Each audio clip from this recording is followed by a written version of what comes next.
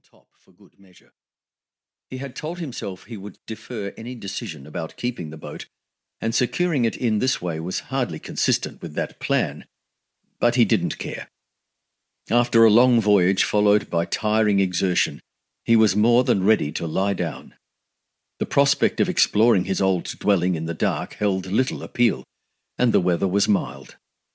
Exploration could wait until the morning. Heading back to the beach, the old man made himself comfortable in the sand.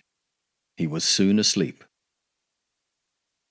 Daylight was shining brightly when Kamash awoke. He opened his eyes to the sight of a stranger staring down at him.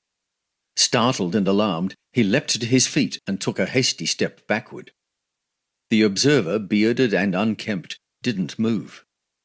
Ragged clothes hung from him, and long hair dangled untidily about his face. He appeared quite wild. "Who are you?" asked Kamash nervously. For a moment the man said nothing. Then an animated flow of words burst from him. Kamash could not understand a word of it. It didn't sound like Arvenian. "Ahr?" he asked. The man nodded vigorously, responding with a simple question of his own. "Rogand?"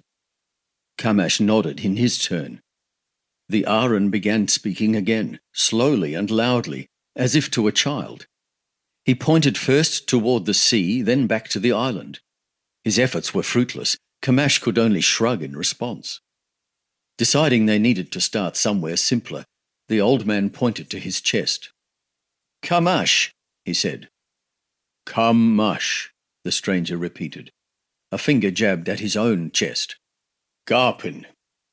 "Garpin," Kamash repeated, before adding pointedly, "Welcome to my island." A frown of puzzlement came to the Ahran's face as he scanned the little beach. He swept a hand toward the sea before pointing at Kamash. When the old man offered no response, Garpin's hand bobbed up and down rhythmically, as if riding waves, before plunging precipitately. Then he turned expectantly to Kamash, his eyebrows raised. Garpin was plainly wanting to understand how the new arrival had reached the island. Almost certainly a castaway himself, he appeared to be asking if Kamash's ship had sunk. Such an outcome must seem incomprehensible in view of the mild weather, but what else could the Ahran conclude with no ship visible anywhere?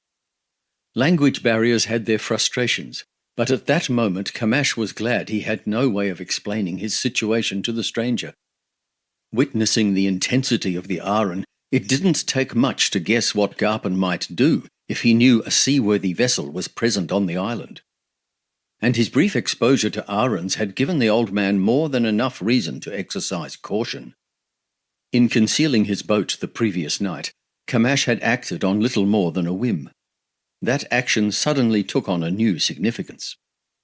For the moment it might be safer if Garpin remained ignorant about the boat. That revelation could wait until Kamash better understood who the Ahran was and what his intentions might be. Garpin wasted no time in taking Kamash on a tour of the island and its facilities.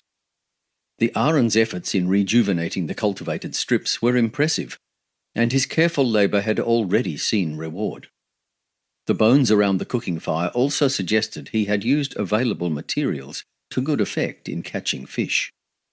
The remodelling of Kamash's dwelling was another matter entirely. The old man was shocked to discover that large sections of two walls had simply vanished. Apparently oblivious to Kamash's reaction, the Ahran chattered away proudly as he pointed to his supposed improvements. Kamash could only shake his head in dismay. He tried to remind himself that Garpin could not guess he had caused offence. He had no way of knowing he was talking to the original architect. Over time, the rationale for the Ahran's changes became apparent. The dwelling was now considerably more light and airy than before, and much better ventilated. That might be well and good, but Garpin had never needed to weather the storms that buffeted the island during the rainy season. The building would need to be repaired before bad weather set in, assuming they remained on the island.